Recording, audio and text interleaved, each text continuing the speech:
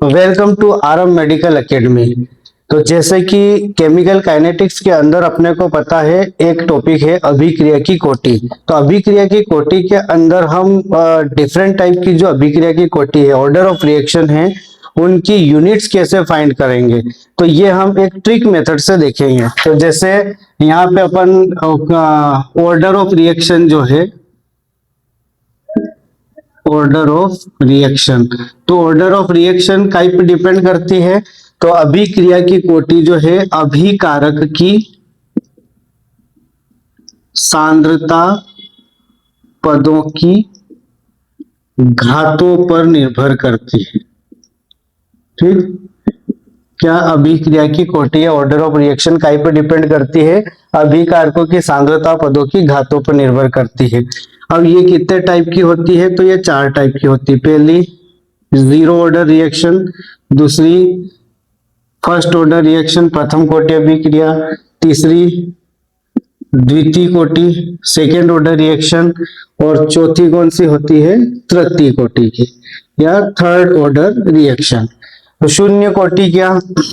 तो ऐसी रिएक्शन जो क्या है, अभिकारक के सांद्रता पदों की घातों पर निर्भर नहीं करती है, जो अभिकारक के सांद्रता पदों की घातों पर निर्भर नहीं करती है, उनको अपन क्या बोलते हैं?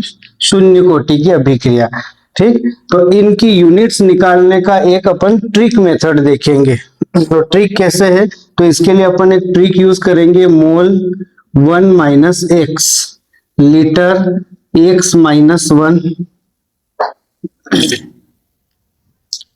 x minus 1 and second inverse.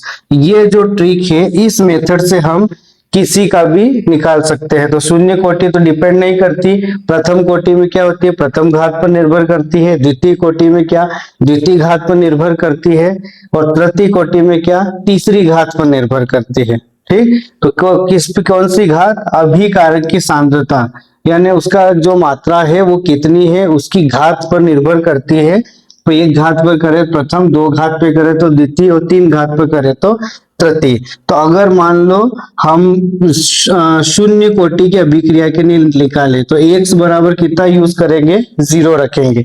तो यहाँ पर क्या होगा? मोल 1 माइनस 0, लीटर 0 माइनस 1 और सेकेंड इनवर्स।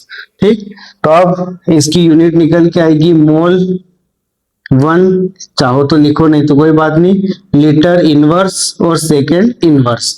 ये हो गई कौन से? शून्य कोटि की। अगर अपने को प्रथम कोटि की निकालना हो तो प्रथम कोटि की निकालने के लिए अपने को x इक्वल टू कितना रखना पड़ेगा? 1।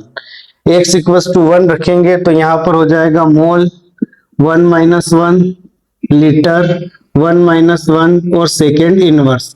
तो मोल की पावर 0, लीटर की पावर 0 और सेकेंड इनवर्स। और अपनों ने पढ़ा है कि अगर किसी भी वैल्यू की पावर 0 हो तो उसकी वैल्यू कितनी हो जाती है? 1। तो ये भी 1, ये भी 1, बचा क्या? Second inverse. तो प्रथम कोटि अभिक्रिया की जो यूनिट होगी वो क्या होगी? Second inverse. अब अपन को निकालना है द्वितीय कोटि। द्वितीय कोटि मींस x इक्वल टू कितना रखेंगे अपन? 2। x इक्वल टू 2 रखेंगे तो मोल 1 माइनस 2, लीटर 2 माइनस 1 और सेकेंड इनवर्स। तो ये हो जाएगा मोल इनवर्स, लीटर की पावर हो जाएगी 1 और सेकेंड इनवर्स। ये हो गई अपनी कौन सी? द्वितीय कोटि की। ठीक, अगर अपने को एज इट इज तृतीय कोटि की निकालना है, थर्ड ऑर्डर रिएक्शन निकालना है, तो तृतीय कोटि में x इक्वल टू कितना रखेंगे? 3। x इक्वल टू 3 रखने पर क्या होगा? मोल 1 माइनस 3, लीटर 3 माइनस 1 और सेकेंड इनवर्स। ठीक, इधर इसमें से माइनस करेंगे तो मोल हो गया माइनस का 2, लीटर की पावर प्लस की 2 और सेकेंड क्या हो गया? इनवर्स। तो इस मेथड के थ्रू मोल 1 minus x, litre x minus 1 और सेकेंड इनवर्स, इसके थ्रू हम चारों ऑर्डर जो है, zero order, first order, second order और थर्ड ऑर्डर की रिएक्शन की अपन यूनिट्स या इकाई अपन यहाँ से फाइंड कर सकते हैं।